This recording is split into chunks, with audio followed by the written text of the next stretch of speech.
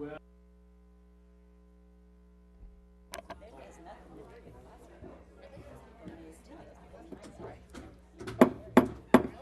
this time, I'd like to call the City Council meeting of May 27th to order. It is at 6:03 p.m. At this time, I would like you to all stand and join me in the Pledge of Allegiance to the flag, please. I pledge allegiance to the flag of the United States of America and to the republic for which it stands, one nation, under God, indivisible, with liberty and justice for all. Thank you. Please be seated. Would you like to call the roll, please? I would, Mr. Mayor. Okay. Vice Mayor Borelli. Here. Mayor Hagan. Here. Councilmember Patton. Your mic is... Can you hear me now? Yes. Yes. Councilmember Thomas. Here. Councilmember Wilkins. Here. Thank you. Thank you. And do we have any announcements or presentations? No. Sorry. Not that we know of.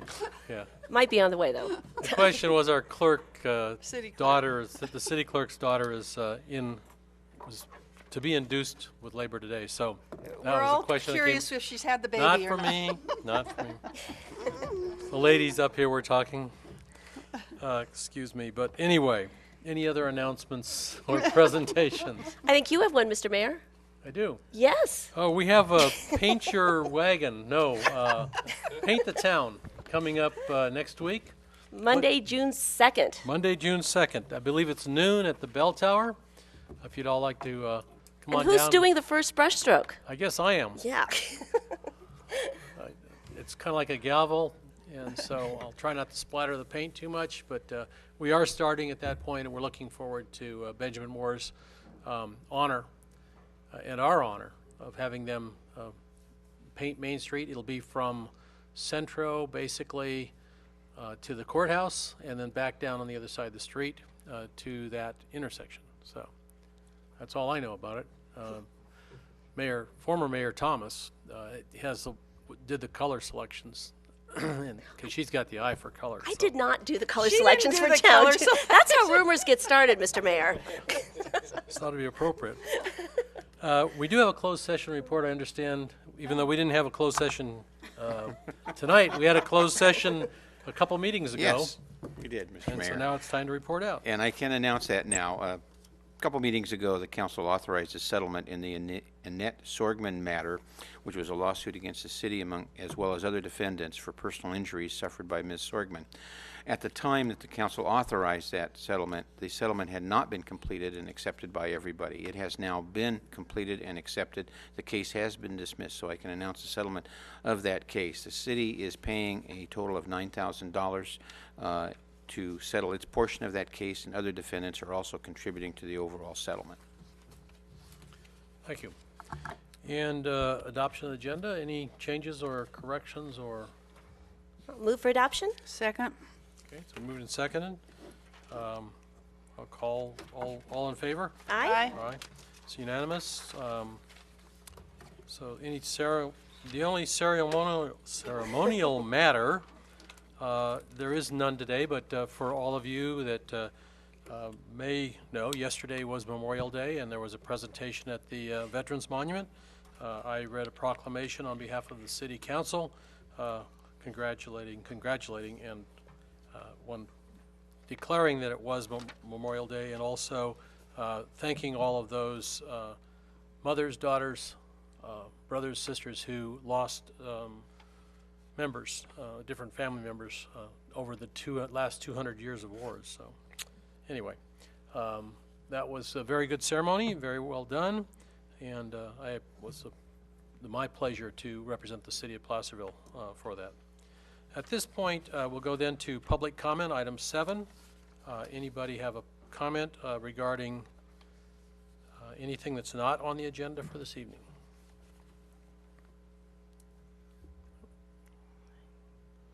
Okay. Don't move too slowly, all. Okay, we're not over. Sorry about this. That's okay. My name is Dr. Jeff Little, and I'm a resident over on Coloma Street. And we gotten one of the flyers about the potential, there's going to be a drug rehab permit that they were trying to to pull for one of the buildings there. And I thought that was tonight, but I don't see it on the agenda. So that was just, It must have been a planning commission. You know, I think it was to go to the planning commission first, but I talked to his mother earlier today, and I did tell her that if you chose, that you could come and address us Okay. about your concerns, Okay. if you would choose to. okay, I don't know if this is the This would be the This is time. Is the time? exact Okay, It's not so- on the agenda, so you're in the right Okay. spot. So I'll make it as fast as I possibly can. Not a problem. We're right on Coloma Street, right across the way, and unfortunately, that street is just plagued with problems. So we have one of the homes at the end of the street is called Ridgeview Manor, and they're known for, they must have really cheap rent, because unfortunately, we get everybody, unfortunately, that comes out of jail and has other problems, they tend to go into the Ridgeview Manor and live there for a while. We had problems for a while. We had probably, I think it was 3 or 4 sex offenders all living in the one building, and then so the group had to come down from that neighborhood to try and remove them from that. My concern is we already have a number of issues in that street, and potentially putting more people that could have other problems on the same street raises a lot of concerns for us. Unfortunately, even just at Easter, we were having Easter dinner. I got a knock on the door, so I ran and got the door, and we had this gentleman, and he was on some kind of drug because his eyes were really glassy and just kind of babbling the whole time. And so, and I couldn't get him off the front porch. So luckily, after about 15 minutes, his dad or a friend or somebody called, so he left us. But that was another, we're almost going to have to call the police on that one. And so it's just a lot of concern with the neighborhood that putting more potential problems in that particular street, we'd really like to address that. And also the building itself doesn't seem like it's really built for that. I know they've done a lot of improvement on there. We don't see a lot of handicap things. I'm not sure if it's up to code. Who knows, that kind of stuff. But those are kind of a lot of our concerns. Okay. It's a home, isn't it? An old home? No, It was the was, answering service and other stuff. It is a currently. I'm yes. sorry? Yes, it is a home currently. It was the answering service, or that building? Yes, Yes, currently a that's the single-family Oh, residence. okay. Can you guys tell, I mean, just for my clarity too, I'd like to know where it is and what is actually being proposed, because I have no idea what he's even talking about. I don't know if, Pierre, can you give us a quick brief? It's the building. It's located right across from where, if you take the off-ramp from Highway 50 onto Coloma Street, it would be, once you come to the stop sign, it's the building that's on your immediate left. Oh, uh-huh, okay. oh, okay, great. Thanks. And what's being proposed? A drug rehab facility. 10 bed, right? Yes. So an intensive treatment kind of a thing, not like a in and out, like Progress House? Right. It will not be a Progress House, which is primarily counseling. Right. These folks will actually stay at the facility for a period of time. And has it come to the Planning Commission already? It has not. Okay. But it's scheduled to come up. I saw it on the Do you agenda. know when it is, Yes, it Erica? is scheduled to be heard by the Planning The Commission. meeting we held on June 3rd. June 3rd? Okay. So that's, you would suggest you write a letter Okay, to the planning commission and appear on June 3rd. okay, great. Thanks, Jeff. Thank you. Okay. Any other, walk up to the, please state your name for the record. Yeah, hi. My name is Jan Carr. My wife and I have lived up here for about 11 years. And since I'm now retired, I have a lot more time on my hands to get involved with what's going on in this town. I'll tell you, this is only my 4th city council meeting, but it won't be the last. In the meeting previous to this, one of the items that I thought was going to get discussed, and it did say tentative, was the more information on the sales tax issue. And now I see tonight, if I understand it correctly, So that's on the agenda for tonight? no. It did say. I'm sorry, it's on the, excuse In me, the meetings from 2 weeks ago, discussion. excuse me. Tonight, we're talking about that, it's item 10 or 11 on the agenda. So this is the time for non-agenda items. So during that time, you can speak. If, as long as it doesn't relate to the tax item, yes. Okay, then I'll wait till it Thank you. does. And I don't mean to be rude, but I'm sorry, there's a process we go through, so. All right, is there any, we had no written communication, I believe? Okay. Any other oral communication from the audience? Thank you. At this time, then we'll move to consent calendar, item 8. Are there any items to be removed or discussed by the council on items 8.1 through 8.6? No comments, no concerns, okay. Anybody in the audience have any comments regarding consent calendar items? Seeing nobody coming to the mic, at this time then I'd call for a motion. Move So- for adoption. Second? Been moved and seconded, moved by Patton, seconded by Borelli. Would you please call, roll call vote, please? Vice Mayor Borelli. Aye. Mayor Hagan. Aye. Councilmember Patton. Aye. Councilmember Thomas. Aye. Councilmember Wilkins. Aye. Thank you. Thank you. Passes unanimous. Item 9.1. This is the introduction of an ordinance repealing Title VI, Chapter 17 of the Placerville Municipal Code and waive the first reading. Mr. Morris? Yeah, I think I'm going to introduce the city attorney and let him work on this one. How's that? This is a little bit complicated, but anyway, he can go through it with you, so. Thank you, Cleve. In 2012, the city adopted an ordinance prohibiting registered sex offenders from frequenting such places as parks, playgrounds, daycare centers, schools, similar type places where children were normally present. A lot of other jurisdictions at the same time, or they're close there too, adopted similar ordinances. Recently in Southern California, Orange County specifically, those ordinances were challenged in one of the cities down there. 2 cases evolved from that, and those cases held that such ordinances were preempted by state law and therefore invalid. The matter was not appealed, but it was presented to the Supreme Court for review, and the Supreme Court denied review, which means now that those appellate court cases are in fact the law, and statutes that try to attempt to regulate the activities of registered sex offenders are invalid as being preempted by state law. There is one exception to that because it's built into state law dealing with where registered sex offenders can reside. State law prohibits them from residing within 2,000 feet of a school or playground, or park rather. And that section specifically says it does not prohibit local jurisdictions from imposing stricter restrictions, if you will. But that's the only exception, and the court pointed that out in its decision. We have been, that is, the city has been notified as early as, well, sometime in January was when these decisions came down. We were notified by attorneys, an attorneys group that I believe is a branch of the ACLU and represent registered sex offenders, that our laws were invalid and we needed to stop enforcing them. Actually, since these cases came down, we stopped enforcing them because they were the law at that time and still are. We have now been threatened with litigation if we don't repeal these laws. Several cities have been sued. City of South Lake Tahoe, I believe El Dorado County may have been sued over this, and there's other jurisdictions.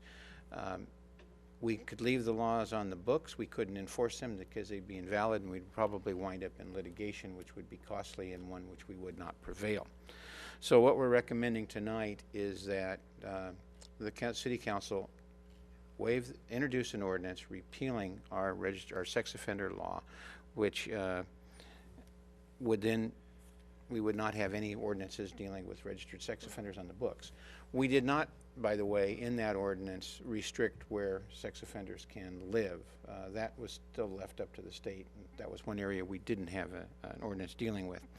What we would have to do is to fall back on the state law, and the chief and the men in his department and women in his department would be enforcing state law. The court goes through a litany of state statutes dealing with sex offender conduct and regulating them in determining that the state had preempted it. So there are a number of things out there, and I can recite some of them for you that we can fall back on. This is not intended to be all-inclusive, but the court pointed out that the state restricts sex offenders by requiring a lifetime duty to register.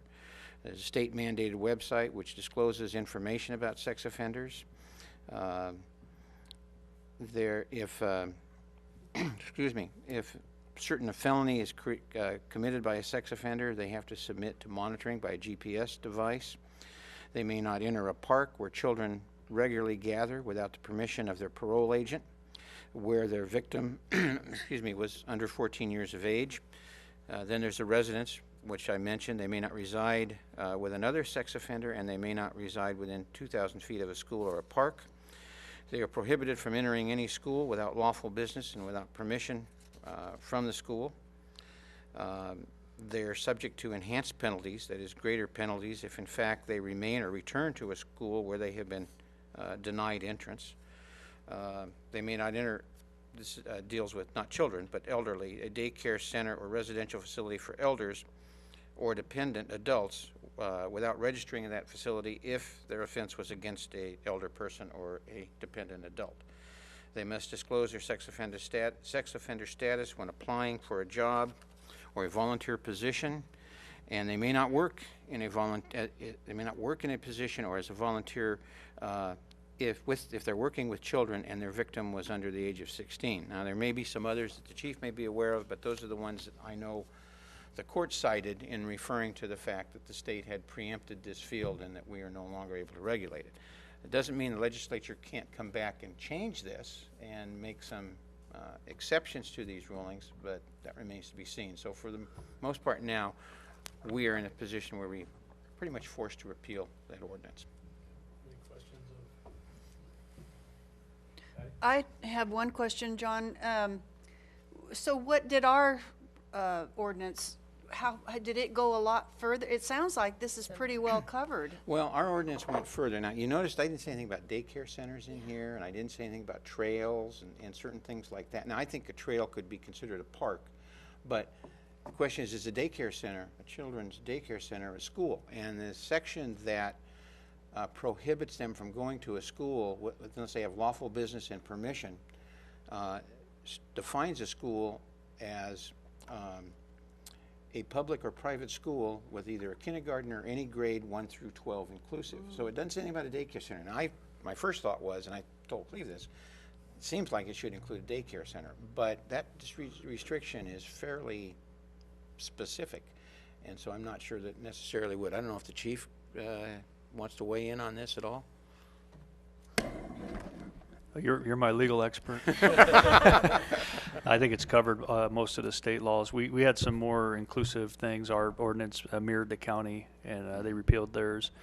I think the difference, some of the minor differences are parolees. If they're on parole, they can't associate being registrants. However, if they're in a situation where they've fulfilled their obligation of parole and they're still a registrant, then that wouldn't apply. So it does get a little bit confusing, but I think for the most part, we have the tools. We can effectively deal with this with what we have for now. That makes me feel a little bit better. Because when I saw this, I thought, so. But what you just read, it sounds like I say, The court looked at all of those laws and felt they were so comprehensive that it indicated that the state had preempted the field, and that's what they hinged their decision on. I don't necessarily agree with that, but I'm not the judge, and so. Right, yeah. Okay. Okay, thank you. Actually, Mr. Mayor, I do have a couple questions. Sure. Forgive my ignorance on this, but this may be for the chief or for you. How does a sex offender register, or who do they register with, and will we know of every sex offender in our city? They register with the local police department So or with sheriff's you, okay. department. There's different requirements. It's an annual renewal. However, the caveat to that is if they're transient, they have to, I believe it comes down to 30 days, I think, monthly.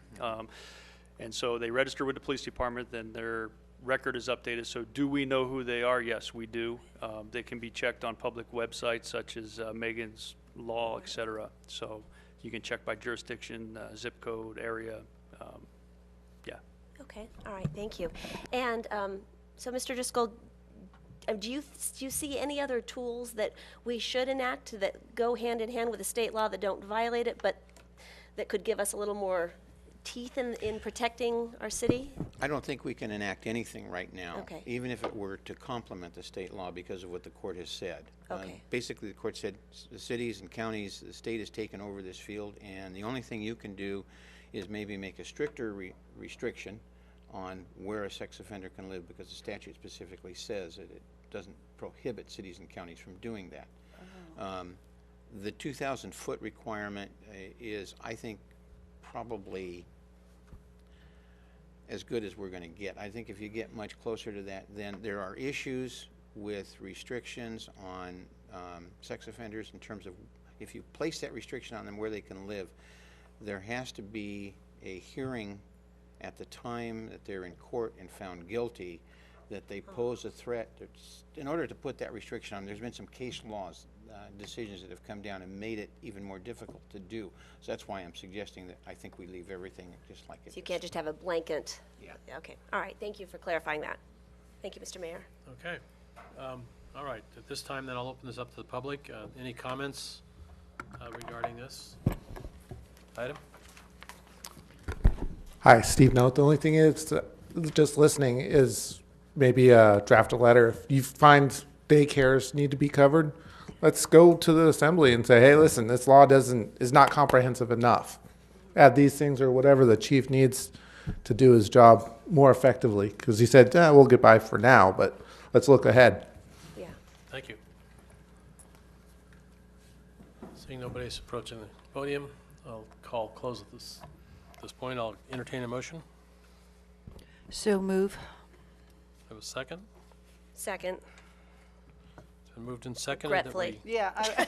introduce an ordinance repealing Title 6, Chapter 17 of the Placerville Municipal Code and waive the first reading of said ordinance.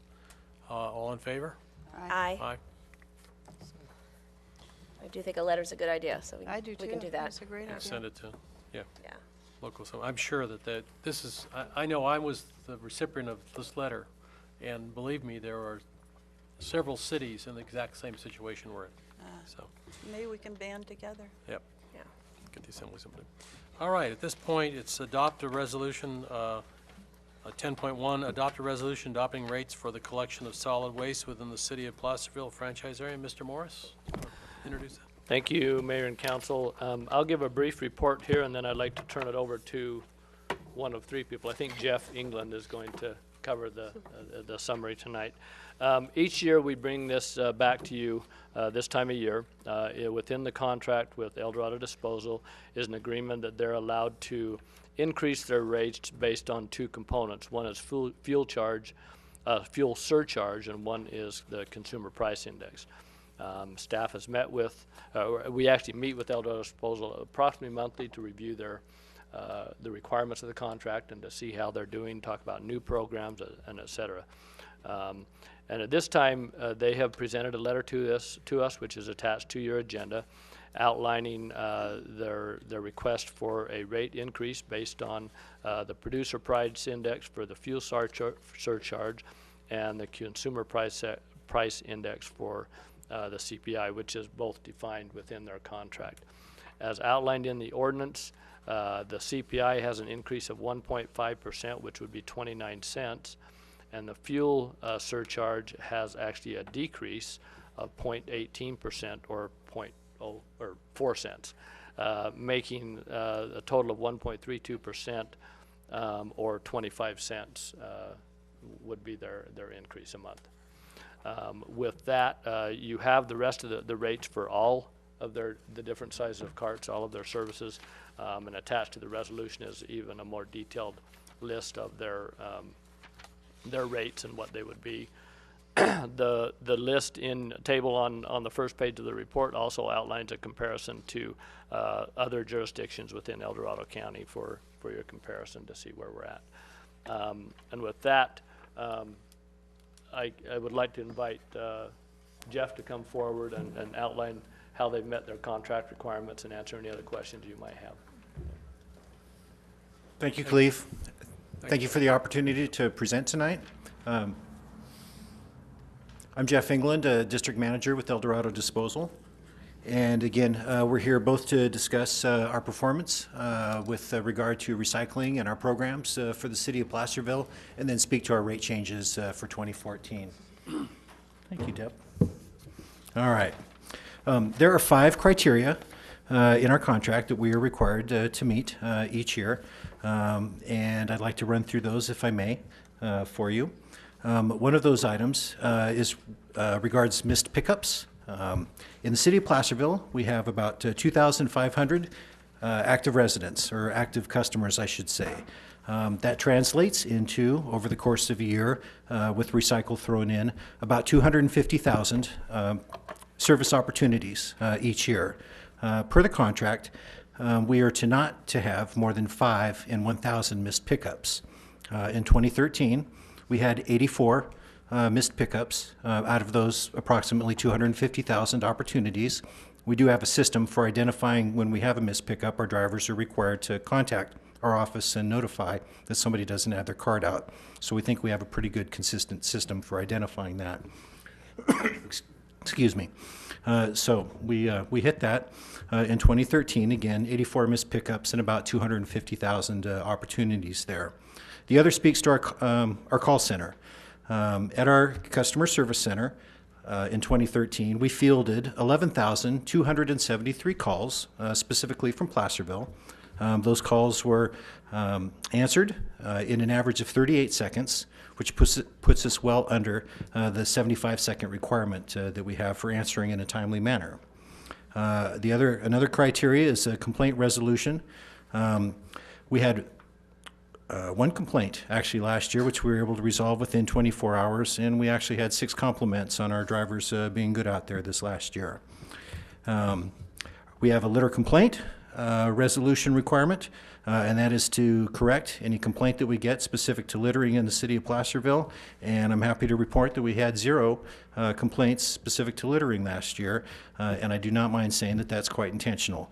Our operations department has really put focus on creating an expectation for our drivers that we get out of the truck and clean up a mess if we make it, and I believe that this reflects that effort. The last requirement that we have is reporting to the city. Diversion primarily, as well as other reports, and being timely in that reporting, which we were able to achieve in 2013. I'd like to speak to our programs for last year. In the city of Placerville, we were able to pick up 20 full containers of curbside oil and battery pickups. We also do oil pickups, and we were able to receive 32 of those within the city of Placerville this last year. Outreach and education included 7 visits to schools and MRF tours, 7 MRF tours this last year. Our community cleanups. The next one is June 14th here in the city of Placerville, and in 2013, between the 2 cleanups that we did, over 76 tons of trash collected and over 6 tons of yard waste and gently used items that were donated to Snowline Hospice.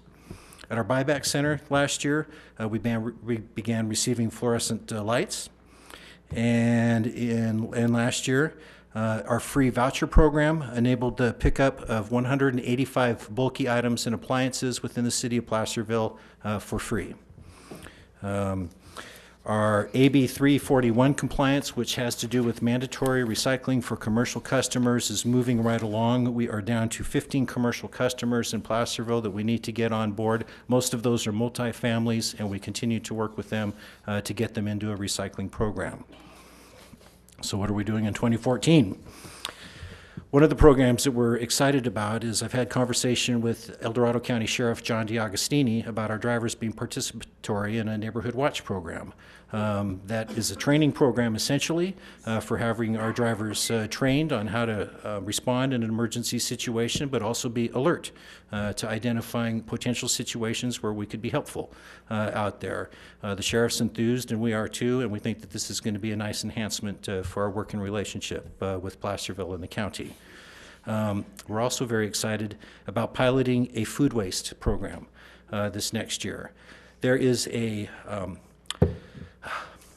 biodigester in the city of Sacramento, which is a program between UC Davis, a trash company, and Clean Technologies in Sacramento. We have an opportunity to partner there and take food waste from our jurisdictions down to this program, and that food waste is actually converted into compressed natural gas and is being used to fuel buses and other like vehicles in the Sacramento region right now. And so our goal this year, in fact this summer, is to have a pilot food waste program picking up food waste from restaurants here in Placerville and within the county, and then taking it down to Sacramento to this facility down there, and we will be doing that this year.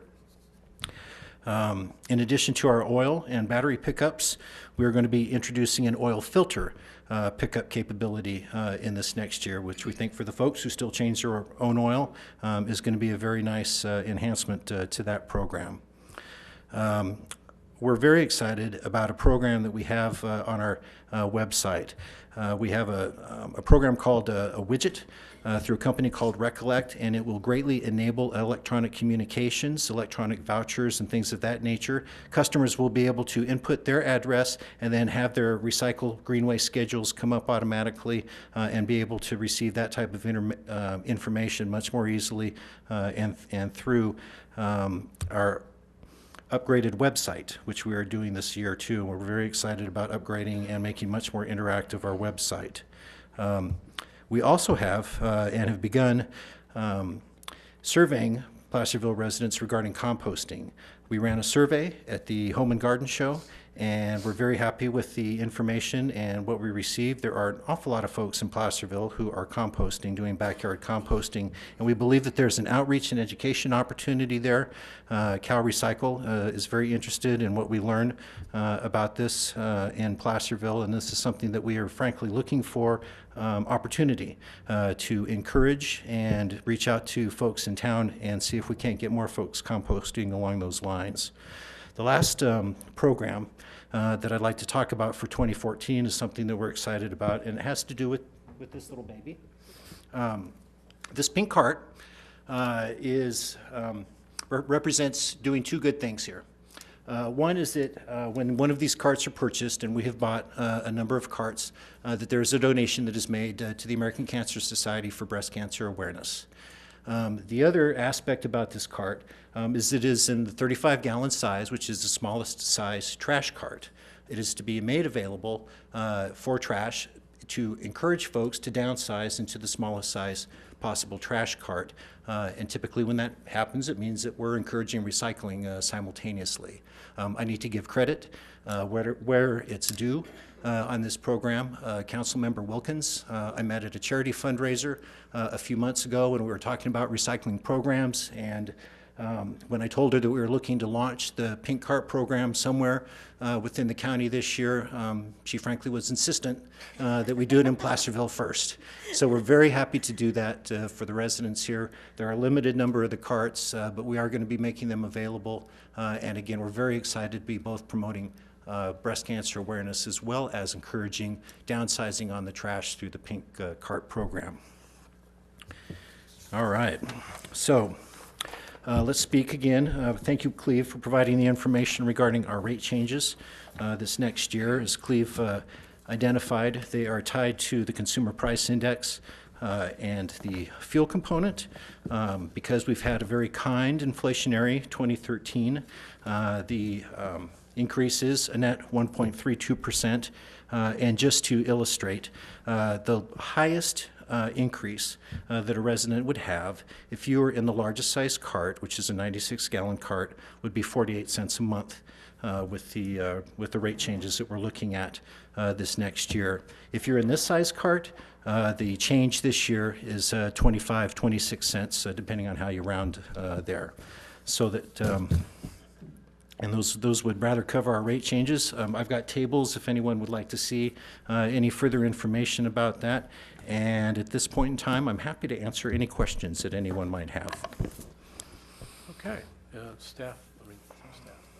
My staff have any questions? And council members have any Have a questions? comment, if that's okay. Go ahead. All right.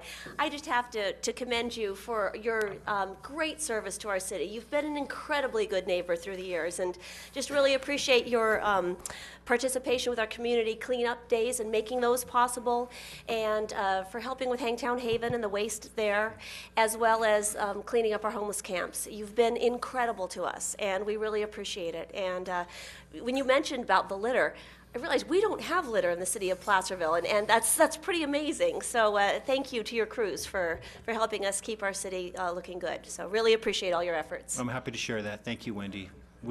Thank you. I just wanted to clarify, the cleanup's on the 21st, correct? Yes. Okay. Yeah. Have that wrong? You said the 14th, and that was last year on the 14th. I'm looking at old stuff. Thanks. Thank you. Thank you. Appreciate you clarifying that. Thank you, Tricia. I'd like to echo what Councilmember Thomas said, that you've been a good neighbor throughout the years. I do have one question. So if I don't put my trash can out, does it count against you? Just because I don't have any trash that week? I'm a little bit unsure about this missed pickups. Oh. Is that just, No, okay, so that requirement is really to ensure that we're on our game out there and we're not Right. missing folks. So we have a system. The drivers are to identify when somebody doesn't put their card out, and that is really to enable. Folks will call in and they will say, "Hey, you didn't get me," and we want to know: is that my driver missing that person, or do I have a pattern with somebody who's just habitually late getting their card out and that sort of thing? We strive to educate and work with folks, and so what we ask our drivers to do is to notify us if somebody doesn't have their card out, so that we're in a position to learn what we learn. But as far as counting against, or we don't rack up points or anything well, along yeah, I don't those want to lines. make it look bad for you guys, because I just don't need to take my trash out every week. So I just want to be sure that it's not, Bring it to my house, I'll take care of it. I guess. We got a big I mean, maybe I need to say something to someone, I don't know. Just, No, not at all, Okay. Carol. Like I said, that's more of an internal system. I'm sure that For us to my driver identify knows. if my drivers are missing carts or not providing You could service. leave a little sign. I put it out once a month and it's Yeah, I'd rather quarterly know. full. Okay, thanks. Sure, yeah. Patty? I just have one comment. I was really enthusiastic to hear about your coordinating with the sheriff and the neighborhood watch. I think that's a great idea. The more eyes we can get out there, the better. Well, we're out there early, and Yeah, I think I it's mean, a it great just makes opportunity for sense. us to see things, and you know, I mean, we're up and down Main Street and, Great. you know, and everywhere, and I think it's a appreciate great- that. I think great it's, I idea. think our drivers will be excited about that, and Sheriff DiAgostini's been very enthusiastic about it also. Well, I'm sure our police department will be in on that too. No, looking forward to teamwork. We, you know, we have a great teamwork relationship with the city staff, and I Yeah, think this is okay. going to be an enhancer. Well, Jeff, thank you very much for your comments and report. And now I'll open up to the public and ask if there's any questions or comments from the public. Go ahead if you have a Yeah, hi, Jan Carr here. I just want to say you guys do a great job. I mean, really, really, really. A quick note, kind of funny, my bad. A few months ago, I was out partying at the Winesmith, and our pickup was Friday, and I heard the truck coming up, and I thought, oh, God, I forgot to put out the trash.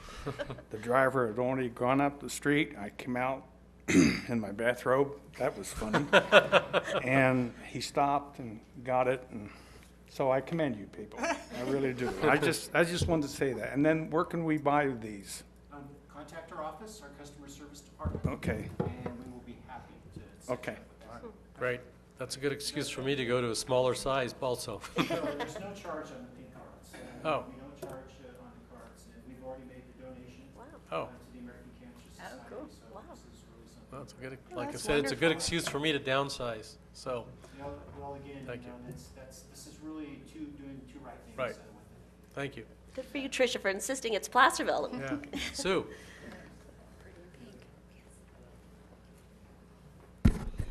Sue Rodman, Placerville. I'd just like to compliment El Dorado Disposal. They've done a great job this year. And I hope that when my driveway was really slippery about December 7th, when we got our big snow, and I called and said, don't even try to get up here because I have to have side yard service. And I hope that doesn't count against my driver because he's been great. You're considering his safety. That was very nice. Yes, because I thought nobody should even try to walk up this driveway. I'm not trying to even get out. So anyway, they've you. done a great job. I am lax to call and tell them how good my driver is. But I do appreciate him. Great, thank you. And it sounds like that's the majority of the comments you're going to receive. Is there anybody else that has a public comment? Oops. Good evening, Mayor Hagan and members of the council. Two things. Last year at the presentation, or do you do it every year? Or does time go by really fast? That was where I learned that you can have a battery container at home and just put them in. And it used to be when we took them up to the materials recovery facility, you had to put tape over each battery. But now when they're in that container, they're actually safer. And then I wanted to know, I know he said how many people in the city have pickup, but I know that it's mandatory, but people can plead their case not to. I was curious how many people have done that, or what % of the people that don't have pickup. We may not have that information tonight, but maybe Right. we can put it on our website, huh? It would be interesting to know. And then another comment that really has nothing to do with them, but it sort of does. We have mandatory pickup, we have yard waste containers. You can have, I believe, up to 3 yard waste containers. If you have more than that, you can actually call ahead and put bags out also, up to 10 bags maybe. Is that correct? Well, I hate to say this. I think that's what it is. And so my concern is that I honestly think you need to think about no burning in the city limits.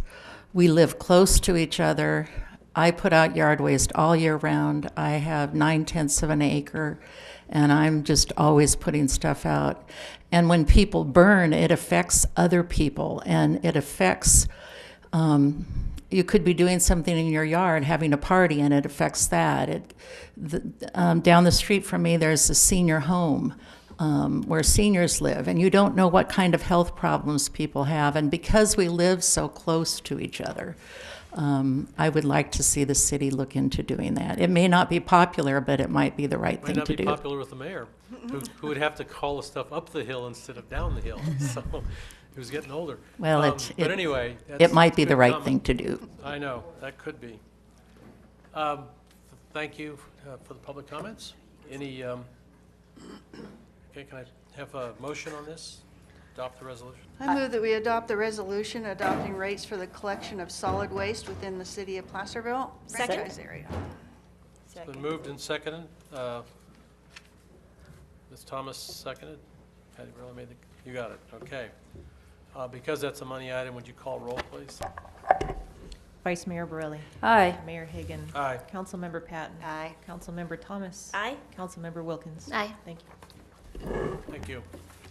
We are now at 11.1. This would be authorize staff to prepare documents necessary to place a sales tax measure on the November ballot and bring back for consideration at June 10th council meeting. Mr. Morris. Thank you, Mayor and Council. I believe, if I've counted right, this is about the 4th time we've met in a public meeting to discuss this. We had a meeting on January 23rd, which is a workshop, was generally regarding capital improvements and our needs for infrastructure and how we could try and resolve some of those. The results of that came out that I believe that we should look at a sales tax survey. We then the council authorized a survey, and on April 8th, Probolski did a report on that survey presenting their results. And then on April 29th, we held a neighborhood chat. I was trying to think of the word. Neighborhood chat here at Town Hall, where we received input from the public on that. And in addition, I attend PDA meetings, and I brought it up probably 2 or 3 times at PDA meetings over the last 3 or 4 months to solicit input from them also. The overall theme general theme of all of these meetings is the main focus has been on our roads, and that we definitely need to look at something for our roads. As mentioned in those meetings, our deferred maintenance on roads has grown from approximately 8 million in 2007 to over 21 million today. We do need to update our report that we have. That number could possibly be higher than that, and we're working on updating that report, our pavement management study this summer. That 2007 study said that in order to stop the bleeding, if you will, we should be spending approximately $930,000 a year. We currently spend approximately $200,000 a year. However, that can vary because sometimes that $200,000, which is RSTP funds that we receive through El Dorado County Transportation Commission, can sometimes be used for matching funds for projects, and we have done that on occasion. So there may be times when even that $200,000 is not used for maintenance. The question has come up, well, what about gas tax? We do receive approximately $275,000 a year for gas tax. Currently, that funding is going towards our staffing that fills potholes, does street striping, street sweeping, and et cetera. So those general things that our staffing does internally. So most of that gas tax funding, not always all of it, but most of it is generally used for that function to fill those purposes.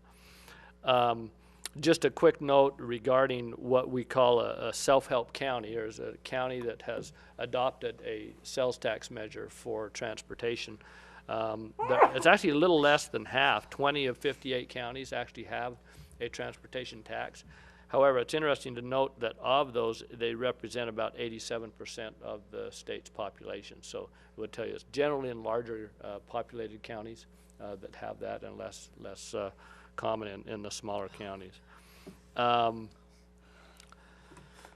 In previous budget workshops, we looked at a lot of options for funding roads. However, the primary one that it came down to was to look at a sales tax measure, as we mentioned. In the Probolski study, which was done back in March, as you recall from that report, they reported that 53% of our citizens ranked streets and roads as the most important need in our community. 82% of those said it was important to find additional funding for road maintenance. At the beginning of the survey, they reported 62% said they would be in favor of a half-cent sales tax. And at the end of the survey, approximately 64% said they would be in favor of a half-cent sales tax. A summary of those results is also included in the back of your report today if you would like more detail on that. Following that, Probolski wrote a memo basically outlining their recommendations and how we could consider moving forward. The memo recommends that a half-cent sales tax shows favorable results, and that a sunset provision did not seem to influence the outcome. They also mentioned that key talking points were that the funding is protected from the state, an oversight committee would be created, tourists and those out of town will pay a large portion of the funding, and also that funding could could restore Old City Hall. That piece was also surveyed as part of what we did. The police station was also seemed to be a positive in that report, however, not as to the extent that these other items were. On May 10th, city staff prepared a survey in conjunction with Probolski and sent that out to all of our utility customers and asked them to send it back in with their utility bill. At the writing of this report, we had received about 155 surveys, and so the results in your report are for about 155. As of today, we've received approximately 225, and we have updated those results. I'm looking for my paper that I brought that shows me what those are. But the bottom line is those results have not changed significantly from what you see from what is in your report to what we have received today. There are 1 or 2% changes in some of the items, but not significant changes. So I'm not going to go through all of those results. You have those in your report, and we can speak to those later. We also had a question in there that talked about how we could better fund. Are there other ideas that you have of how we could fund streets and roads and infrastructure repair and construction if necessary. And I listed some of those items. Some of them were duplicated. I only listed them once, but I give you a list of some of the things that are listed there.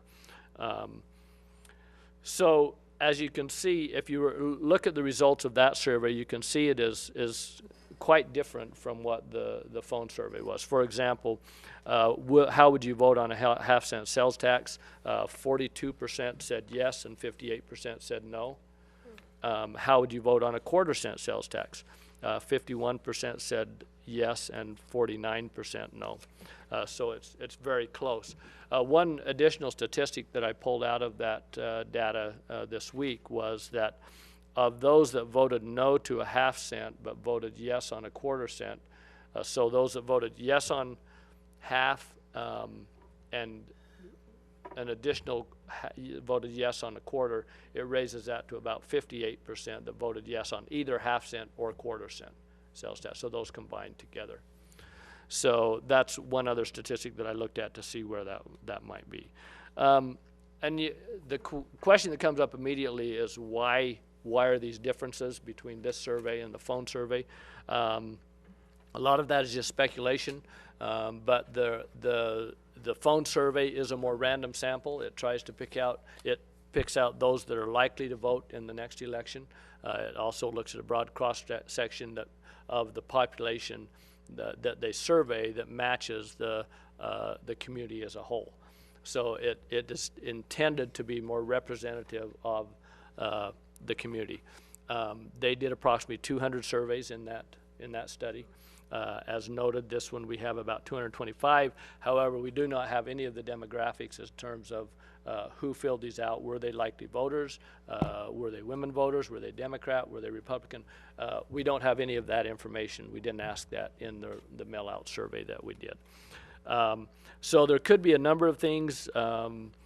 Generally, I would say one thing that seems to me that the people that and some of this played out in the surveys that I saw. There were some pretty negative comments that if someone feels strongly against something, that's usually when they will speak out against it, as opposed to if someone thinks things are going well and are satisfied they're not as likely to come out to our meetings and speak to that. They'll let that go.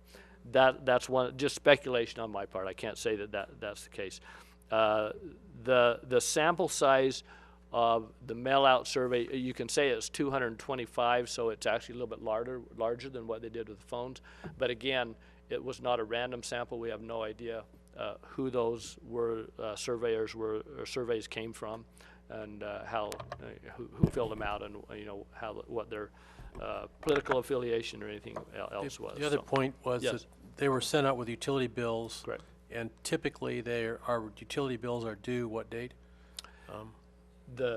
These are 28th. So they're not due until 20th. The 30th. So they're not due till the end of the month. So we still probably will receive more. Yeah. We are receiving them almost on a daily basis, so we will continue to receive more. And it's my hope that by the June 10th meeting, I will have more data to share with you. Interesting point that I want to make on that, though, is that from the change from when I first did this data of 150 surveys up to 225 surveys, saw very little change in the outcome of the results. So doesn't mean it won't change more, but to the date I didn't see a lot of change in that. So we'll continue to give you updates on that. A couple of points from the survey. 75 and 70% respectively said they're unsatisfied with the condition of our roads, and it is important to find additional funding to repair our roads. Only 42% were in favor of a half-cent sales tax. That's one of the points. That one did go up to 43%, but it's a small change. And number 3, I need to correct. I have those reversed. It's actually 49% in favor and 51% against. I apologize. I reversed that on the. No, it's worse. Oh, worse. On number 3, question number 4. But in the bullet points, number 3, it was 49% in favor of a quarter-cent sales tax, 51% against. And I think those, if I recall, those numbers are now at 52 and 48. So they've changed 1 percentage point also. If we had a sales tax, this is probably the clearest thing that came out of this. If we did do it, there should be a sunset, and 71% of those feel that it should be a 10-year sunset. So that came out pretty clear in the survey. Regarding Old City Hall and the police station, unfortunately, those numbers were not very good. Only 39% said they were more likely to vote for a measure that provided funding for Old City Hall, and only 23% were likely to vote for a measure that would provide funding to remodel and expand the police station. So it doesn't necessarily say, because of the way we worded it, doesn't necessarily say that they would not vote for the sales tax if it had roads and this in, but it didn't increase the chances very much at all if it had those in. In fact, it's possibly even more of a negative if it had that in, is how I would evaluate that. Another question that has come up recently is how do we compare with other jurisdictions in terms of sales tax? We relayed this information to you recently, and I wanted to put it out again just for your information. Currently, El Dorado County is at 7.5%. Placerville and South Lake Tahoe are at 8%. All of Placerville County, I've only listed a couple of the cities, Auburn and Colfax, but all of Placer County is at 7.5%. There's no sales tax measures in Placer County. Nevada County, Grass Valley, and Truckee are at 8.125. Oh, excuse me, Nevada County is at 7.625, and Nevada City is at 8.5%. In fact, Nevada City in 2012 passed a half-cent sales tax. I thought that, I believe Placer County's in the process of doing a road tax. They may be. You know, sales tax, much like the county of Sacramento did. Yeah. So I believe it's half or 1%. They're in the process of working on it. Okay. Then Sacramento County, you can see Sacramento County is at 8%. City of Sacramento and City of Galt are at 8.5%. Rancho Cordova and Folsom are at 8% currently. I know previously in some of my discussions and studies, Rancho Cordova and Folsom were at least considering a sales tax measure, but I haven't heard if they are moving forward with it. Amador County is at 8%, as are the cities of Amador City, Sutter Creek, and Jackson. And then Tuolumne County is at 7.625%, and City of Sonora is at 8%. So that gives you a somewhat comparison with our region in terms of sales tax. So there are several options for us to consider going forward. If the council desires to go forward with a sales tax measure, we need to begin to answer some of these questions of how we want to do it. As previously mentioned, if we decide that we only want to do roads, and roads only, it becomes a special tax and would require a 2/3 vote, specific tax, thanks. And it requires a 2/3 vote. If we have it as a general tax and have other possibilities such as police station and Old City Hall, and probably we need to do a little bit more work on this, but if we did roads plus parking facilities, and depending on how we word it, we could probably make that also a general tax if we considered going that route. The concern is in all of the surveying, none of them got up to a 2/3 vote. And a concern is whether or not we, even if it were a 1/4 cent and you know, whatever, very specific, concern is whether or not we would be able to pass a specific tax requiring a 2/3 vote. So with that, I came up with 6 questions that I think we need to answer in order to move forward. And I'd like to get kind of what your feelings are on these. We don't necessarily, obviously, as I said here, we don't need to make a decision tonight. I'd like to bring this back to you on June 10th, and at that point, be prepared to ask you to move forward with it at that time, if that's the council's desire. So the questions that I have right now are, number one is, should we even move forward with a sales tax measure? Based on the information that we have, That's a quick one. Yes or no, should we move forward with anything? Number 2 is, should the tax be general or specific? Number 3, if we move forward, should it be for a half cent or a quarter cent? And you could, as I mentioned earlier, you can actually go down to an 1/8 of a cent increment. So it could be any, I've focused on quarter and half, but it could actually be 3/8, or it could be a half, so, or 1/8. Any of those increments you could look at. Number 4, should the measure have a sunset clause, and if so, how many years? Number 5, should the measure include a citizen oversight committee? And number 6, should the measure include an annual audit committee? Based on our discussion and answer to this, the next step is that we would prepare an ordinance and resolution for your adoption to add this to the agenda. The ordinance becomes effective upon approval of the voters in November, and we would move forward at that rate. We've done some preliminary work on that, and we're ready to move forward if it's the council, or the desire of the council. So with that, Mayor, I'll turn it back to you. Quick question about the independent audit. Doesn't our independent audit they already have done, is that an additional audit, or is this? That's correct. Specific? We do have an independent audit done, and they do, I believe, look closely at Measure H and Measure J currently. They do.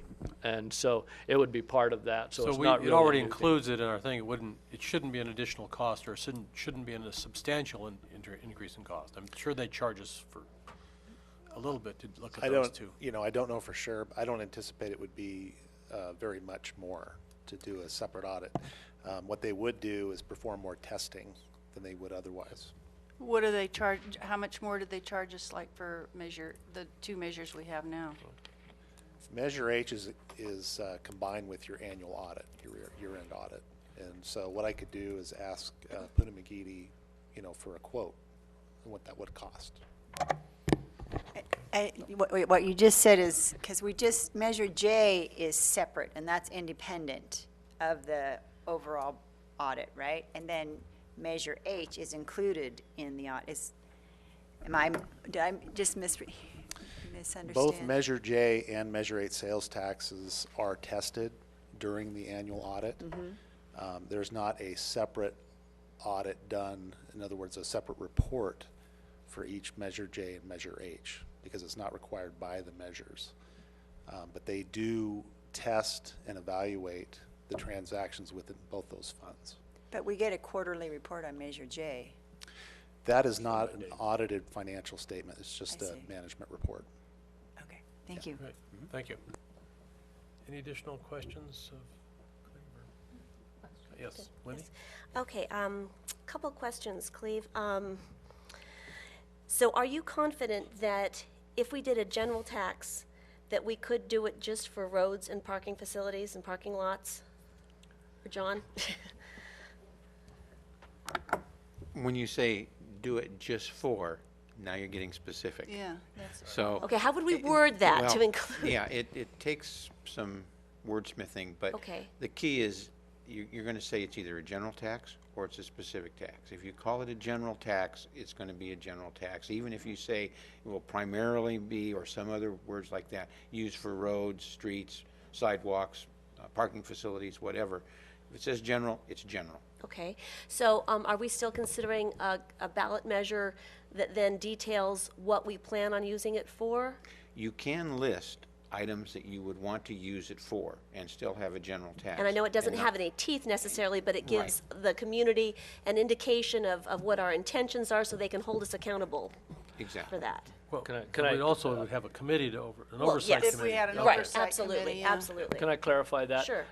I believe maybe what you're talking about, Councilmember Thomas, is a companion measure That's that what I we meant. talked Yes, about. yes. That would say if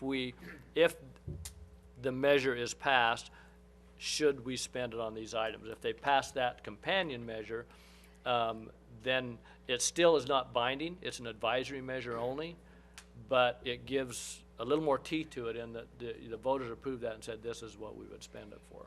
Has that been proven effective in the past? I mean, does it get too confusing? The November ballot, I mean, there's going to be a lot of things on it. Is that a confusing item? Because a confused mind generally says no. Or is it helpful? That's a tough one. Those have not been used a lot. I was talking to our police chief wherein, help me out, Scott, I think in Stockton, they did a companion measure to theirs and it passed. In Modesto, they did not do a companion measure, two similar measures, similar communities, and theirs did not pass. Is that? But did the sales tax measure pass? It didn't pass in Modesto, right? Right, passed in Stockton. In Stockton. So that's one example. I don't have a lot of experience, and I haven't seen a lot of cases where those have been used. So it seems to be more of a newer thing that some communities. Seems like are- schools do it very often in their Right, when bond they do, issues. They yeah, list of all of the the bond. projects and then go through and then they make sure that the public's aware. We don't have to have a companion measure to actually have the oversight committee, and No. so it might be, Just to be helped clarify to the public, but it would either clarify or it would, Make them more confused. yeah. Yeah. All right, well, Okay. at this point, I really think that a clarification is important, and I've said this before, that I think the measure should include a citizen oversight committee. I think our water, the measure, H. I think it's proven that our, having a oversight committee has really worked well. And I think maybe the public's more trusting if we state that. And I kind of think a companion, in other words, listing what would be out there, what could be considered, and that's the way it has to be presented, as what could be. Also, you were saying that in this survey that a lot of folks did agree, like to repair City Hall and not so much the police station. My thinking is that we all know the needs of a new police station, and I'm thinking the general public doesn't see the police station. I mean, they just see the building, but they don't realize what all needs to, they go straight to county jail. So anyway, I think, and we all know that our police station, we really need to do something about it. So anyway. At this point, I'd like to just open up the public for comments. Now, Mr. Jan Carr, if you'd like to speak, now is the time. No, I think my question was answered. Oh, well, good. No, that's fine. That's fine. I'm glad you. I'm glad we answered your question. That's the more important part. Yes, Steve. Hi, Steve. No. A couple of questions. This first one would be for Cleve. Percentage-wise, to stop the bow wave from building, what do you need? No, but I want to tell him. So, I didn't hear the question. Yeah, I want to Start over. stop. Okay. I'm going to have you make your statements, and we may come back to all the questions at the time. So, Gotcha. You ask a question to the dais. okay, so the question would be, what percentage is needed to stop the bow wave year over year?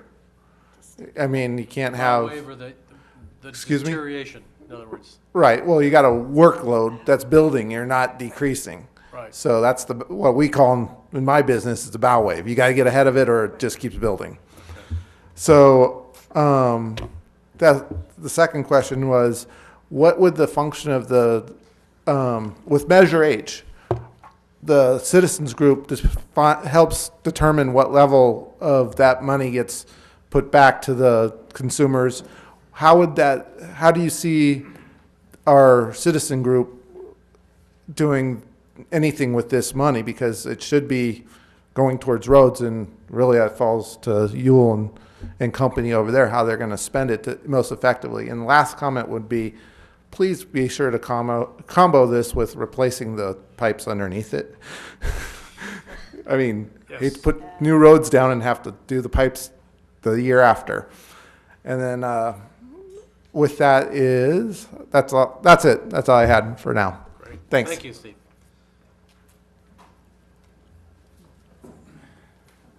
Okay, just a second. Sue's coming up, and you just approach the podium when you're ready. Okay, Sue Rodman, Placerville resident and member of the Measure H Committee. I in looking at how much money we need to do for roads, a quarter cent is not going to get us there. If we don't have at least a half a cent, we aren't going to make significant progress with the roads. And $19 million is a lot of money to raise, and I don't think it's going to happen with a quarter cent or an eighth of a cent for sure.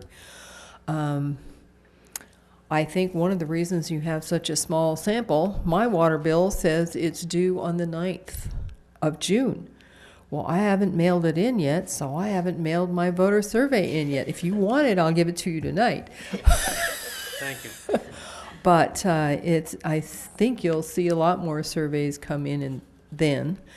And one of the questions I have in terms of the police station, it seems to me like we may have some empty space at City Hall.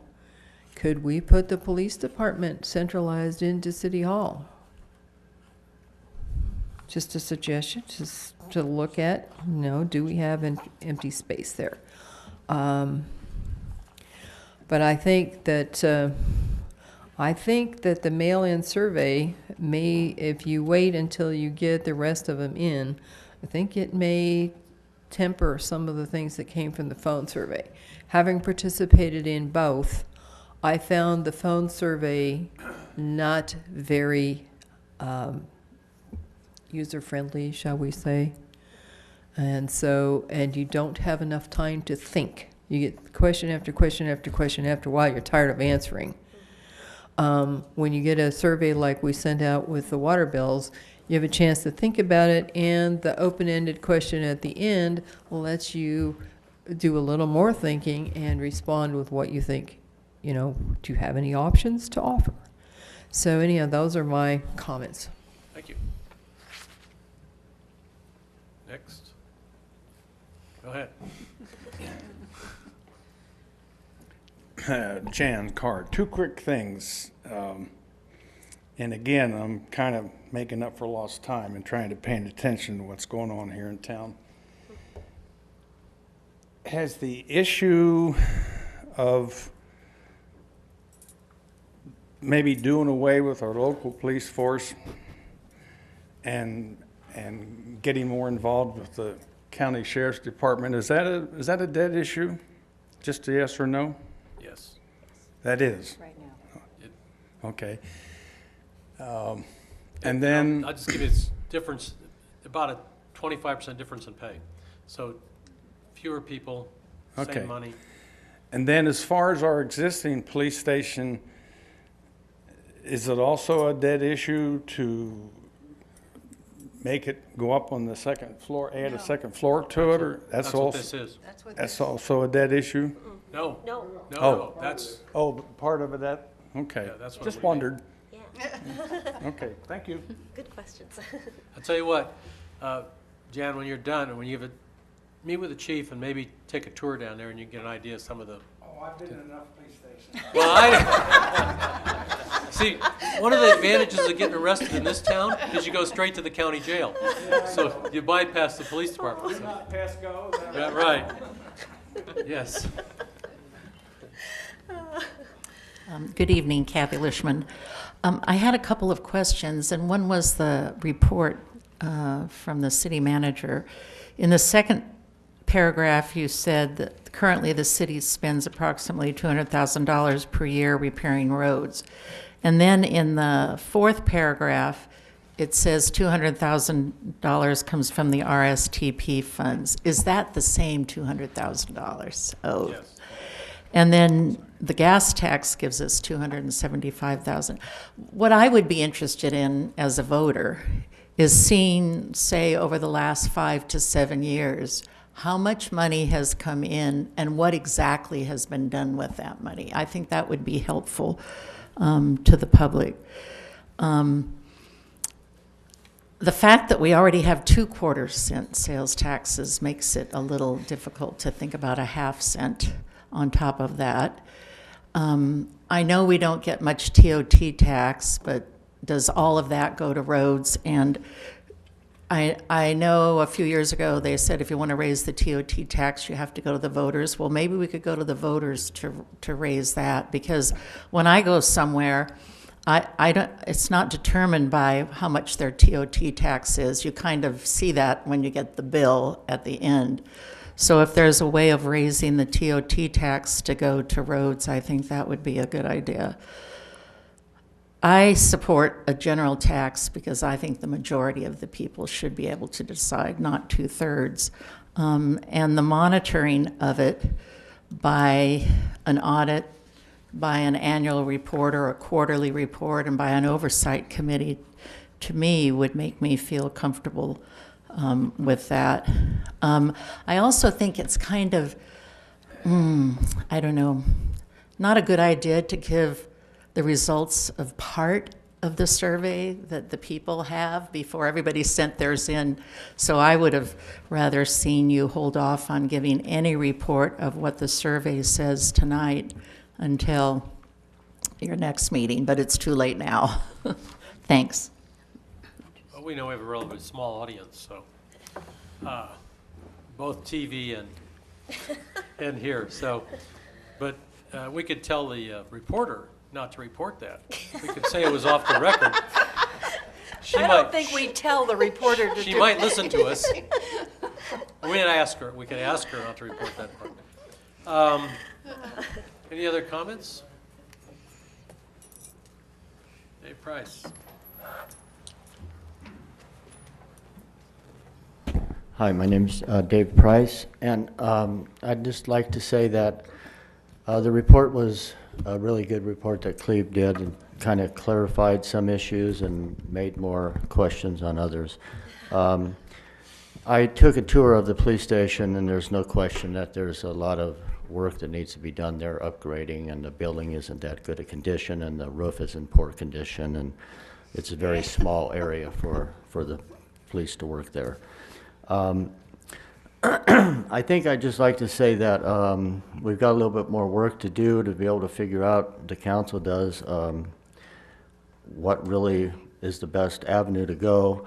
Personally, I think that although I don't think this type of tax increases are sustainable to continue this on and on, we do need a lot of work done in the city, and we don't have the money.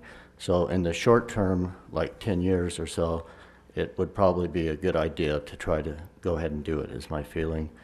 A 1/4% or a half, I'm not sure. Obviously, a 0.5% we could do a lot more with, but it depends. If we can't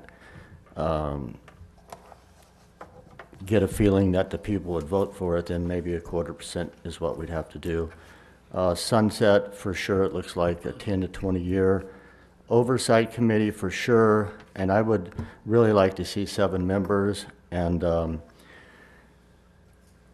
as we all know, oversight committee is non-binding, and it does change with time, and the people change, and the idea of what the original proposal was to do with the money could be misinterpreted. So I think it should be really clear up front exactly what the money is to be used for.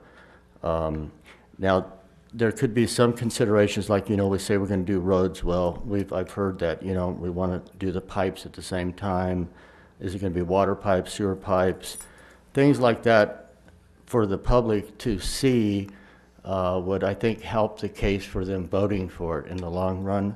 Other things that could be added, like we've talked about high-speed internet in this county or city before too, and we're talking about bringing better jobs into the area. So maybe that would be consideration, add at least a conduit or something for something like that in the future. Let's see. Basically, I think that's all at this point that I'd like to say. I mean, I'd like to see it work because our roads are in poor condition, and as I've heard it said before, we're losing wear and tear on our automobiles. I mean, in the long run, it's costing everybody money too. The good thing we should stress is that the tourist at least pays for a certain portion of it, and it's not that much for the residents here. And I would also like to have a additional audit that was independent from the general audit if it wasn't too expensive.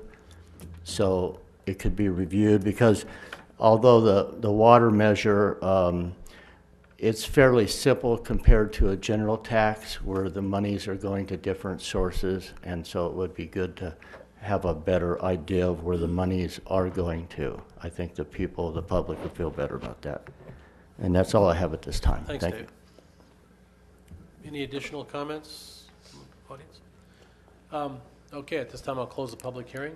I want to make a couple of observations. One is, yeah, we do have the Measure H committee on water and sewer.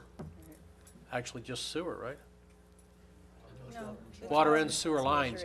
And I know every time we've looked at road work, one of the things that we do in our best practices is, as we're doing on Main Street, we're delaying it a little bit to make sure we get the water and sewer lines that need to be fixed done. Obviously, you don't have a crystal ball, so you can't tell everything. So I'm sure that, to me, part of the oversight committee would be a list of projects and then prioritize based upon, one, the repairability of those roads. In other words, the pavement management index is a survey we have on all of our roads, and we update it pretty regularly, and that would help us record keep those in some kind of order, and then also based on traffic. One of the things that happens in this city, you mentioned about sales taxes. The city population is about 10,000. There's about 3,000 households, 2,500 to 3,000 households in the city. But during the day, our population swells by ×3 because of the workers that come into this city, and the tourists, and the people that come to courthouses, and the people that come in town generally to do business. So, yeah, the hospital is the largest employer. The county and the Forest Service are the next two large, and the schools. EID. So, and EID. So these are all things that affect our city streets and the advantage of the sales tax is it does spread this out over all of the users, so it becomes more of a user tax than a sales tax type thing. So it kind of works out well, I think. It bodes well. I personally agree, I'm going to pass this on to you guys in a minute, but especially the Oversight Committee makes a whole lot of sense, and especially if we can list a number of goals and projects. We can't be too specific, otherwise it becomes a specific tax rather than a general tax, but we can give examples. So that if you've got that committee to work on it, these are the kinds of things that the city would do. We know about how much money it's going to take over the next 10 years. And if we did a 10-year sunset on it, I mean, I know it's a pain in the butt to go back to the city voters again, but if you put a 10-year thing on it, it's a check stop. Oh, guess what? You guys have been doing a great job. Yeah, we'll continue it for 10 more years. Oh, you haven't done what you said you were going to do. We're going to, stop it. So that's my take on this, and I hope I answered some of the questions. And if you haven't seen the PD, it is a good idea to go by there and get an idea of what kind of space is in that facility. Can the City Hall be used? No.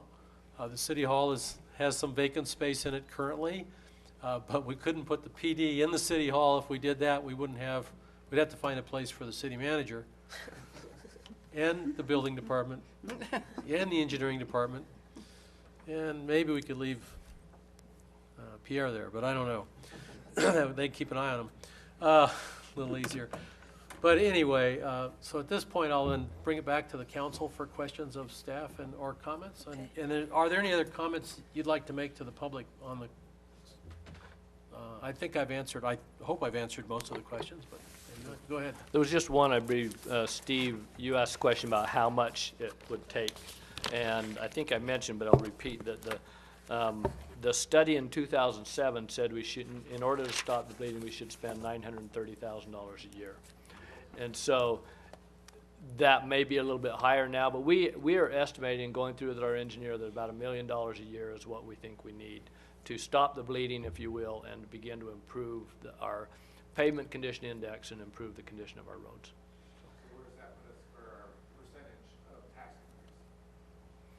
Well, that would be a quarter-cent sales tax. So but that's, again, that was back in '07. So assuming there hasn't been any cost and there's no inflation. But again, the sales tax should take care of that. It should automatically increase. So, but stop the bleeding. Does that mean, I know it means just that, but does it mean also the improvements we need to make? Is it, To the roads. what would the $1 million a year cover? Would it cover what we're trying to achieve? Yes, yes. $1 million a year in our calculation would give us what we need to, stop the deterioration of our roads and begin to improve those over time. But that's just begin to improve them. That's Correct, not correct. improve them. Well, that still doesn't It take would care of do- your parking lots and. No, but that's not what, Right, that's just roads. that's just for the Right. roads. Okay. Okay. So I think we should maybe all run down the list and answer them, and so we know where each other stands on that. Okay. So should we move forward with the sales tax measure? Yes. Should the tax be general? General tax measure, and I think I like the idea of a counter ballot measure just to be able to clarify that a little better. I think it should be a half cent. If we're going to do it, let's do it. I think it should have a sunset clause. At first, I think we were leaning toward 2030, seeing the 71% at 10. That was very interesting. I did take, if you take $21 million, where we have the deficit now, at $1.8 million a year, which is what we are expected to get with a half a cent, that's 11.6 years. So I think I would be in favor of a 15-year sunset, because we're not even sure that 21 million will really do it. And I think 15 would do it, and I agree with Carl's perspective exactly. Nothing should be forever. It should have a stopgap. If it's going well, we'll do it again. So I think I would vote for a 15. Absolutely include a citizen oversight committee, and I like the idea of a broader base, 7 members, because this is very much a community decision-making body for this. Measure H and especially Measure H has very specific technical requirements, and this is more of generalized. more generalized, representing all the neighborhoods and the businesses. So I think a larger committee is a good idea on this one, and yes for an independent audit. So. All right, so. Okay, I also feel that we should move forward, and I think it should be general. I think it should be a half cent. And a sunset clause, I don't know, but it sounds like Wendy's been doing her math, and and if that's true, then I'll go along with that. The Citizen Oversight Committee, and I agree with the 7 members, and what I was going to suggest after listening to what Dave said is that he was saying that they changed through the years. So what I'm wondering is this Oversight Committee, that it could be chosen from different areas. In other words, who, have one person represent senior citizens, one person represent schools, that kind of thing. And then that way you keep the interest, it would all, even though they change, it would still be representing a certain community of our community. And as far as the audit, I would just leave that up to whatever Dave feels is right. If they can incorporate it with our current auditors or whatever, and then that way, because either way, we're going to, it'll be specific as to how the money is being spent, et cetera. Mayor, just quick question. I didn't have the question on here, but your feelings on a companion measure? Did you? Oh, I didn't even, did you? Oh, yeah, it's question number. No, It did, I wasn't didn't on see it there. It wasn't. That's But why. if that's what we need to do Number 5? It's not on there. It's an Companion oversight, measure. a companion measure on the ballot. That would spell out what we would be spending I'm the all money for on. that if we can word it and do it right, if it's legal. Oh, so in other words, committee, okay. So the oversight committee, no? No. Companion ballot measure. So it'd be Measure A and Measure B. Number 7, A Mayor. would be, Yeah. do we do a sales tax? Yeah, and number B 7. would be, here's what we're proposing, do you agree?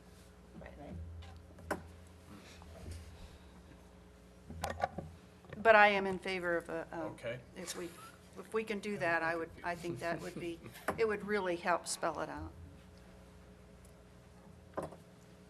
Okay. Flip a coin. Go ahead. Well, because I have a difference of opinion, I think I'll Okay. for John. As you know, I'm not at all in favor of a sales tax measure, and after talking to my ultra-conservative brother this weekend, I'm even less in favor of it for a variety of reasons, but not the biggest of which, as I look at these numbers in front of me, and I look at the potential for the city of Placerville to be 1 percentage point higher now than it's right across the bridge, I do honestly believe that it puts our retailers at a disadvantage right out of the gate. I know that other people have said that they disagree with me, and that's okay, but I just wholeheartedly believe that we did not look at anything other than a sales tax increase. I agree with what Councilmember Thomas said, that a sunset of 10 years does us no good. So I'm going to run through, even though I am absolutely not in favor of a sales tax measure, I'm going to give you my take on those 6 questions because I think that's important. That the tax be general, that they're not, I don't think we need a counter ballot measure. It is only advisory, and I think it will confuse an already somewhat of a confusing ballot. I think half-cent tax is appropriate. I think I believe it should be a 20-year sunset because even if we raise enough money in 10 years, it takes how many years, Mr. Transportation Guy, to even get a shovel-ready project going? It takes so long, and you look out so far that, you know, just to raise the money is one thing, but then to actually do the project is another several Depending years what kind out. of- But if it's road maintenance and overlays, it can be done within 12 to 18 months. So you know, I was just thinking a 20-year sunset. I agree, an oversight committee seems to have worked very well for the Measure H. You know, the amount of the members, I think, is, I mean, if you guys want 7 members, that's neither here nor there, but I do think it needs to be representative of different users. And then as far as an internally, or an independent audit, as long as they're done the way that Measure H and Measure J are done, separate from the budget, I think that that is plenty. I don't see the need for an altogether independent audit. So that's that. Okay. I don't see it as us imposing a tax. I think that it's us, the sentiment of put it to a vote of the people is all the rage right now, and that's what we're doing. We're just asking if you guys don't want it, don't vote for it. Yes, I'm in favor of a general tax, a half-cent, and 10 years or 15 years, I would go for either one of those. Definitely an oversight committee. And what Patty was mentioning, so are you thinking something like peak from different areas, something like that, modeled like that? Yeah. That would look good. And definitely an independent audit beyond Measure H and J. Thank you.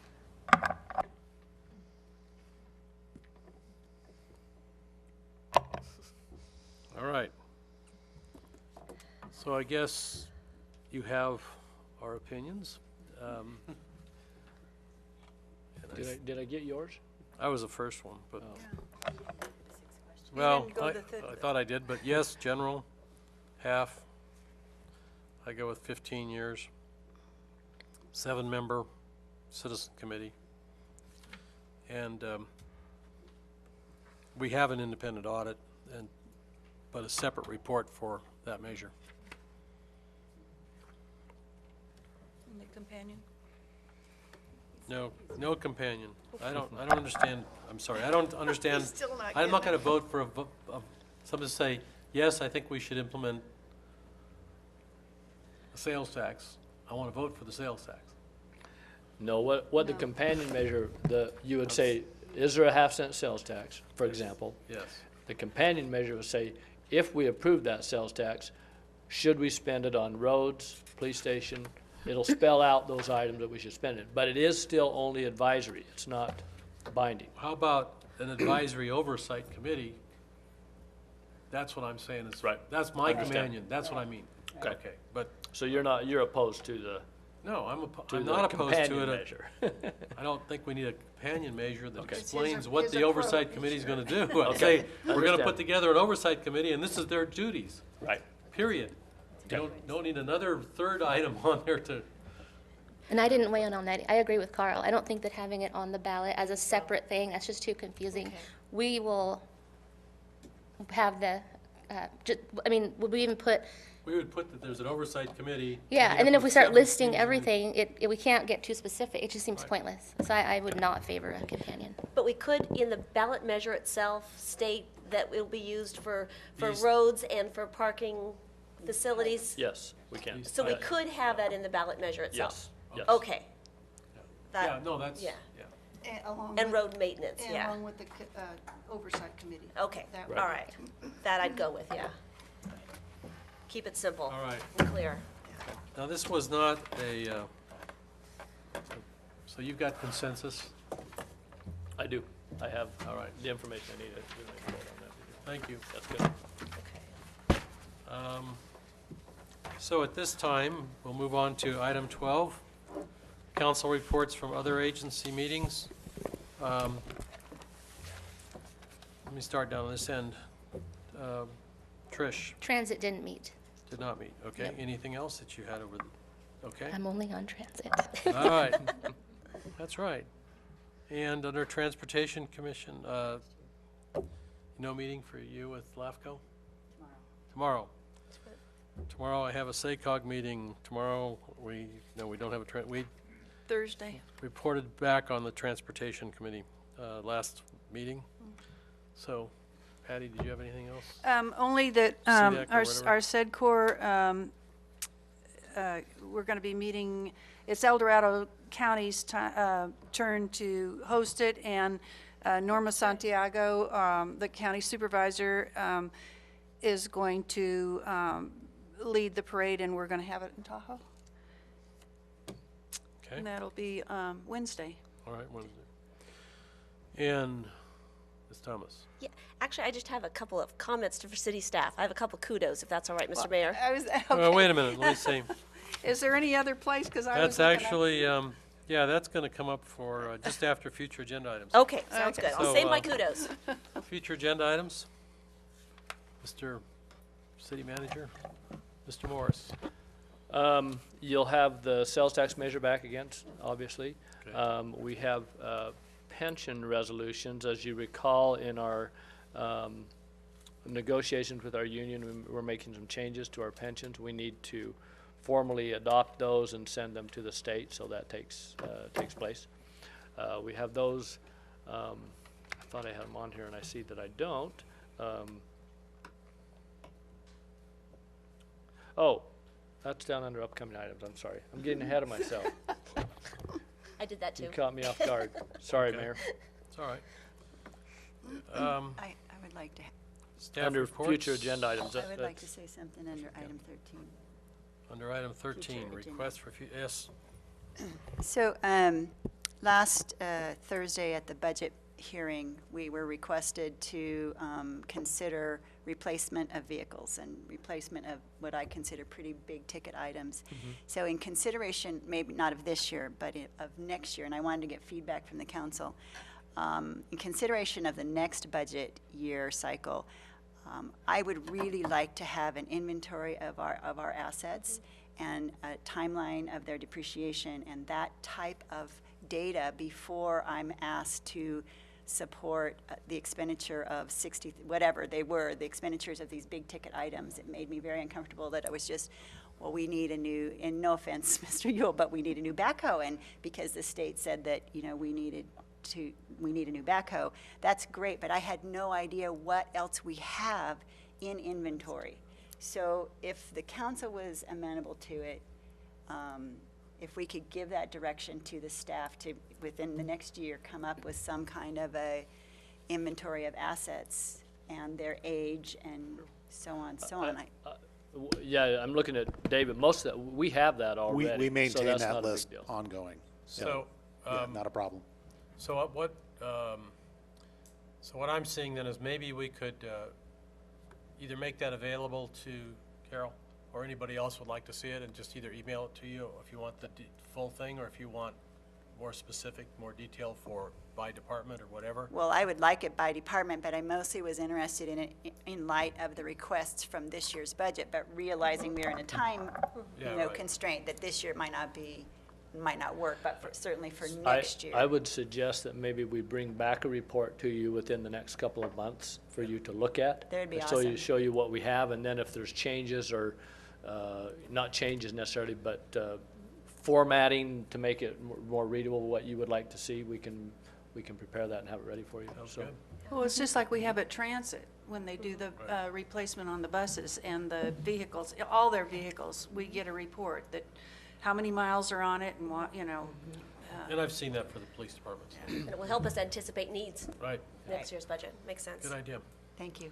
There were no items pulled from the consent calendar, and then I guess you gave your staff report, I'm sorry, I moved ahead of there. sorry. And upcoming items, we have, I see, website update, pension resolutions, Main Street engineering consultant. We've got some Wentworth Court paving, is that emergency repair? No, not really, but it's a potential necessary repair, let's put Okay. it that way, so, yeah. And the budget hearing, looks like we're gonna have a couple-hour meeting next week. And the contract amendments for Station 2. Anything else that, water sewer rate? whoa, Yep, that's, water and sewer rate also? considering water sewer rate increases us annually, we look at those, and so we'll be bringing back those for you to look at. All right, comments? Thank you, Mr. Mayor. I just have to tell this, Pierre, this first one's for you. I have received several, from many different sources, comments about the building department recently, and how wonderful your staff is with Erica and Virgil and just everyone that's interfacing on tenant improvements and building projects, and that they've noticed a marked just improvement, and how collaborative you are, and we really appreciate all of your insight and help in really being a collaborative partner in helping our community with their projects. And so just my hat's off to you. And one of these comments came from one of our worst critics over the past few years, and that was good. That was music to my ears. So your husband, was it? well, what's that? Not your husband? Not my husband, no. So well done to all of you. Just really appreciate that, and that's wonderful. And Steve, this next one's for you and your crew. I just have to commend our Public Works crews, just as a personal aside. One of the water meter, Brian Simpkins, he came and noticed that we had a little overage usage on our water meter over the last month or so, and I wasn't home a couple weeks ago, and he stayed by my water meter for 10, 15, 20 minutes, realizing that I didn't have any water on, and noticed that we had a leak, a pretty severe leak.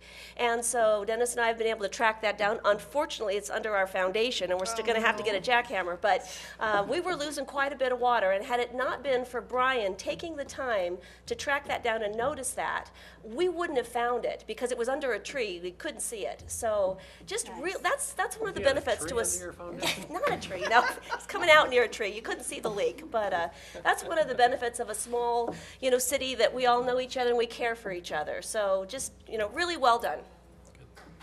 Yeah. Yeah, that is true. One thing I've noticed in dealing with the repairs recently, or some work on my office building, again, kudos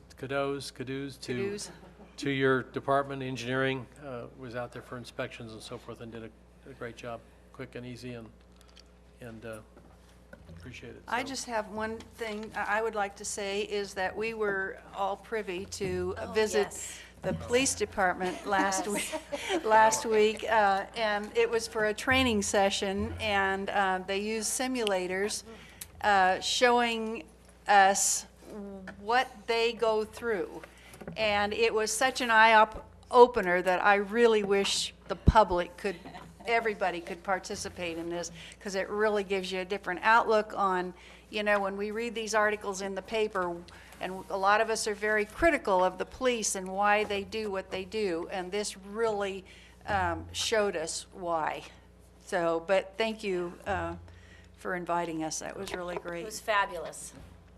to the council, are the bruises getting better? That's what- Mine's gone. I was shot with an air gun, and I did have a bruise on my rib for about 3 days. Yeah, they just- I still have mine, but it was a Do you? cluster of 3, so it was bigger.